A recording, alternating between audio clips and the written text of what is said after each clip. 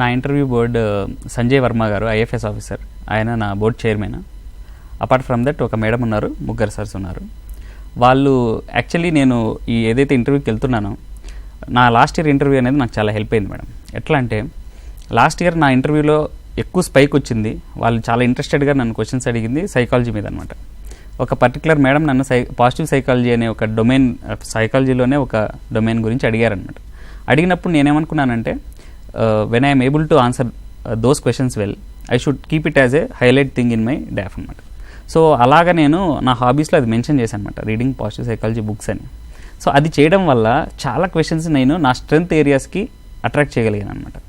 So అలానే వాళ్ళు starting నుంచే they were very interested about knowing the psychology aspect of my entire personality. So నా readings కానీ, లేదంటే నేను మైండ్ఫుల్నెస్ మెడిటేషన్ అనేది ప్రాక్టీస్ చేస్తున్నాను పెట్టాను అనమాట.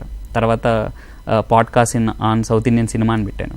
సో వాళ్ళు definitely they are very interested, ఏ సౌత్ ఇండియన్ మూవీ నీకు, వాళ్ళు దాని మీద క్వశ్చన్ అడిగారు. సో అడిగినప్పుడు I was very confident and very the conversation went on very well. వాళ్ళకు కూడా చాలా నచ్చింది అనమాట. సో తర్వాత ఎన్సీసీ అని పెట్టడం వల్ల ఎన్సీసీ మీద క్వశ్చన్స్ అడిగారు. తర్వాత ఆ రోజు న్యూస్ పేపర్ నుంచి నువ్వు ఏం చూసావు మణిపూర్ ఇష్యూ గురించి అని అడిగారు. అప్పుడే ఆ రోజే ఒక జడ్జిమెంట్ వచ్చింది.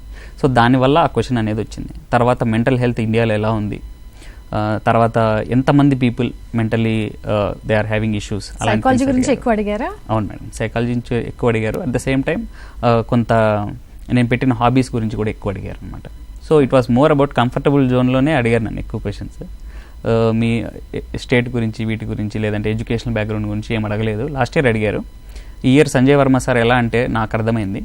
నేను వెళ్ళగానే సార్ అడిగారనమాట, ఈ రూమ్లో నీకు మ్యూజిక్ ప్లే చేస్తున్నా, నీకు ప్రాబ్లమా లేదంటే నేను కంటిన్యూ చేయను అన్నారు. నాకు నిజానికి అక్కడ మ్యూజిక్ ఏమి వినపట్లేదు, బట్ అక్కడ నా అటెన్షన్ లేదంటే నా మైండ్ఫుల్నెస్ ఆయన చెక్ చేస్తున్నారు అనమాట. So it is all about being at that moment. ఇప్పుడు నాకు వినపడకున్నా కానీ సార్ చెప్పారు కాబట్టి ఇట్స్ ఓకే అని చెప్పడం కంటే rather be honest, what you are feeling, what you are thinking, just reflect it. But యారగెంట్గా కాదు, you should be very obedient, you should be taking instructions from them. అలా వెరీ రెస్పెక్ట్ఫుల్గా ఉంటే డెఫినెట్లీ ఇంటర్వ్యూ అనేది చాలా మంచిగా మార్క్స్ రావడానికి చాలా ఛాన్స్.